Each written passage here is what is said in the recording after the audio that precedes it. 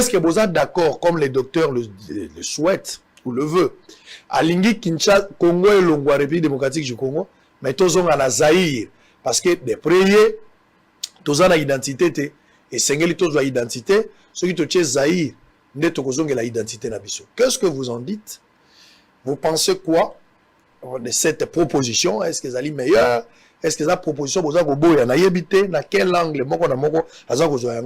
Je pense que le téléphone est là. Oui, docteur, avant que tout souffle par un élément. Oui, oui, merci. La République, na mboka na biso ezali na kombote. Tozali na crise ya identité. Mais ça déjà République démocratique. République démocratique du Congo ezali kombote. Moni ezali ba mot esangani, mais chaque mot est une signification nango. République ezali kombote, ezali un nom commun. Ba mboka nyonso ezali na président bazaka kopona pe loi et doit appliquer na batunion so d'une manière équitable. Bambo kwa na soko ba république. Biso wa république. Congo wa république. Gabon république. Bambo ka pays presque africain nyonso ba ba république. Donc on va te de kombo na mboka na ngai république. Te donc écarté wana. Démocratique. Démocratique pendenge moko. Démocratique ezali démocratie ezali nini? Vous sali choix. Hein? Te boponi démocratie comme mode de gestion politique dans mboka na bino.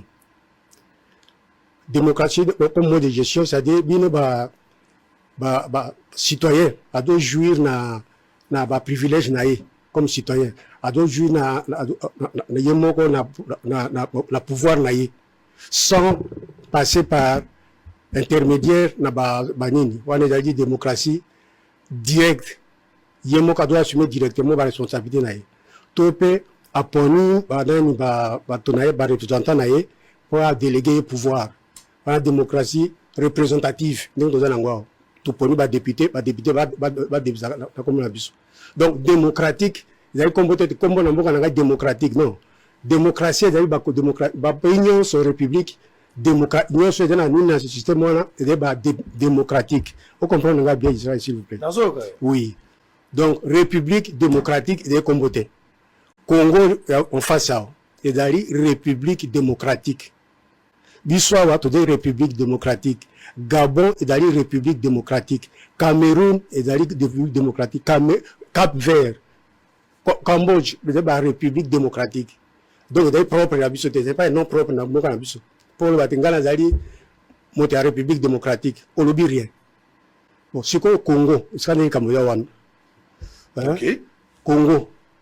Mboka mobimba mokili mobimba baebite Congo ezali mboka oyo ya Afrique capitale nango Brazzaville monde mobimba bongo surtout bati match ya bidala lelo Zambie akobete contre Congo oyebi directement de d'être bisoté ezali Congo Brazzaville et bisoté so ba mo ba komi biso na Brazzaville to bete match bakoma Congo contre RDC ou bien Congo entre République démocratique du Congo. Congo est allé combo na bango. Ata baso bato tsaka na internet hein. Soko taper 242 combo est comme la République démocratique est comme Congo. Donc Congo est combo na biso de combo na bango. Biso alors pourquoi mboka na biso zuba appellation ebele au fur et à mesure toujours évolué la République belge toujours ya kakaka. Si le loto comme la République démocratique du Congo. Quelle était l'idée? Il y a changer l'appellation ebele. Non non. Il y a signifier changement de régime Tony. Té, pour bandaka na liboso tango na 1985 kuna tango basanganaka pour na okabola Afrique. Donc ba benga biso état indépendant du Congo. Tolongo wana to komi na royaume du Congo. Tolongo wana to komi na Congo belge. Tolongo wana to komi na République du Zaïre. Tolongo na République du Zaïre to zongi na République démocratique du Congo. Ba changement wana nani mutalingaki yango ezali volonté politique pena pena nous autres mais volonté politique pena biso tala par exemple tozaki boso Zaïre pour nani tozaka Zaïre parce que ba pouvoir politique na tango wana ezalaka ressentir besoin wana ya identité confusion ezalaki ngai congolais ngai congolais d'en face yo congolais de wapi autant muto congolais ne ya wapi il faut montrer dans l'identité na ye trouver la solution balongoli kombo République démocratique du Congo bati Zaïre. Pendant plus de 10 décennies, tu mis forgé identité na biso autour na kombo wana Zaïre. Et puis kombo ngo écolé biso na po ti lelo Zaïre. Ata bambo comme so OK, wa ko benga yo Zaïrois. Ata na Congo be ambangambo Zaïrois. Donc etikala na biso et dali collé na mémoire na biso. Alors pourquoi toujours locataire que tous ont l'identité na biso, ils ont la confusion te. Ce que d'autres temps là, pas personne d'autres attendent un voyage, l'avion va passer papier moko remplir na DGM. Ba tout na nationalité na yo. So combien na le bon on est kangami. So dans zambienne, nationalité gabonaise, nationalité mais yo comme congolaise, pas de nationalité de congolaise. Congo est un bon comme souci, yo de congolais. Muta kuma nationalité congolaise dans Congo, muta le Congo. Il faut baluka comme RD congolaise, RD congolaise quoi bon. République démocratique congolaise. On est nini. Hein? Tozali na identité te. Kombo mboka na biso na kombo na dana. Poto koma ko pesa mboka kombo, procédure à la kanini. Et à la cas volonté à chef de l'État ou ya komi ndenge Mobutu to koma ki na Zaïre, a pe musée à komi démocratique du Congo. Il y a une procédure moko parlementaire à suivre pour que tout le changer comme nous avons fait dans le référendum. Mais tant que Mobutu a changé, ils ont été à la Moukina Tongo, à Sali, a changé comme le bureau politique, institution, où il y a un dirigeant politique dans le pays. On a comme Andrandel, il y a un Salakani à Proclamakango, le 17 Mokobou. Le bureau politique a décidé. Le drapeau national change. Le nom du pays change. Le bureau politique, il doit représenter l'institution à pays, il doit représenter le pays. Ce n'était pas que Mobutu a décidé.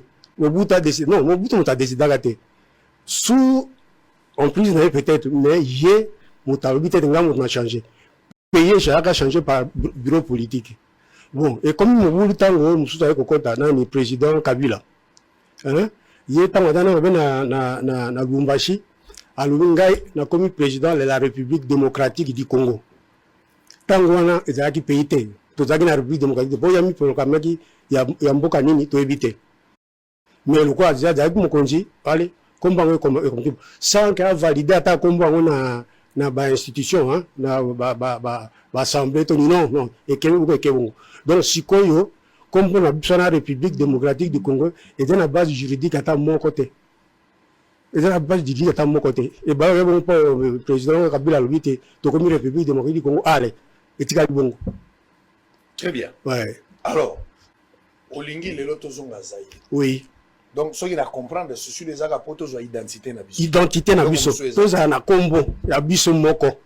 Il y a une confusion. Pourquoi il faut tous en Zaïre? Parce que Zaïre, on a battu pour le système dictatorial. Oui. Moi, je pense peut-être motivation à Mouzi à qui pour te mettre fin à la dictature, 32 ans à Mobutu. Parce que Mabaya qui a déjà. Erreur, raisonnement est d'aller à fonder. Erroné. Et là, pourquoi bailler Mobutu, Mobutu a ça gagné.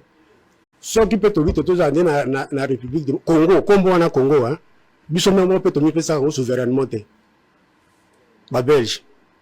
Donc, ce que tu dis, Zaïre, tu veux représenter nos Sadia Mobutu. Donc, tu dois demander nos Sadia Belge pour tout dans le Congo. D'abord, Congo, on donne ton Komaka avec C. Hein? Et d'aller na signification de mon côté. Et de ramener des bisons à royaume, mon coq, il y a Kalakala. Royaume, mon coq, il y a moi parti à Congo, moi parti à Angola, moi parti à il y a biso voilà bato ya pays wana yango benga en Congo mais biso to ko mia ko mo bimba e kamata mo kombo ya royaume wana te donc il faut dans la combo ezali englober et moi quoi fleuve Congo to benga kango tango na fleuve Zaïre ezalaka tout un symbole kombo wana Zaïre. Zaïre, notre pays, Zaïre, notre monnaie, Zaïre, notre 3 étoiles. na Afrique kombo république mboka ezali république démocratique du Congo lelo eza mibale or est normal te na mboka na pays moko kombo na mboka moko eza représenté mboka mibale eza représenté par mboka moko république démocratique du Congo capitale Brazzaville, République démocratique du Congo, capitale Kinshasa. Confusion. Il faut tout tika Congo na Congo. Au cours de la bataille, sur batika mpo na bango et tika la bango. Il y a un impact moko spirituel te. Et na motene bato ba le bango te Congo ezaki komba mabe Zaire wa les kombo satana pesa ka rien. Voilà ba émotion kaka. Ni drapeau. Hymne national. Bon, hymne national peut déjà ko changer kaka. Pour les alliés, ils allaient dépasser. L'hymne national, ils allaient au début hymne national. Ils allaient attendre l'indépendance. Ils allaient mis balé na boka na mususu. Ba imbaka na ba onjembo, ba salaka njembo kwa ba kali ba salaka indépendance chacha pour la résistance populaire. Ba ngope ba saki ndema ndingi wana. Na occasion na ba indépendance na kaka. Et comme hymne national 7 mois après la conférence il y a Lulabou je crois. Moni ezalaka hymne national te tanga kaka malweza na kati ezena na tango na ngoli susu te debout congolais unis par le sang unis la dressons nos fronts ezalaki dressé te pona ba Afrique ya colonisation ya front ezalaki boy mais 60 ans après peut-être na ba front te pourquoi tu kaka dressons nos fronts, tu dresses un outil, mon connu. 60 ans après, il est de front aussi de dresser. Nous peuplerons ton sol et nous assurerons la future. Nous peuplerons, nous assurerons. Tu quoi assurer mon connu? Et donc, on va commencer à commencer pour na nyongo yaka lobby. Lobby, tu peux peupler lobby. Congolais Vandelikaka, nous peuplerons ton sol. Et nous assurerons ta grandeur. La grandeur, voilà. La grandeur de tout ça. Nous peuplerons de tous autres. À l'université, il y a le Vanum. Basara on a 3000 étudiants. 60 ans après, tu peuples en commune à 30 000 étudiants. Tu peuples en mais tu tournes à ta moi au même côté. Voilà, tu es assuré de toi. Tu assuré grandeur. Nous peuplerons de tous autres. Peupler de ça. Tu vas avoir référendum, oui ou non. Ouais. Au tu na moto te au 8e nangai. Ozoka soni to zo 8e na. 8e na yo. Au 8e. Au bota kabano pesa kabandoi ya bato. Ozo pesa ndoi na nko. Ondo ya zwa charge.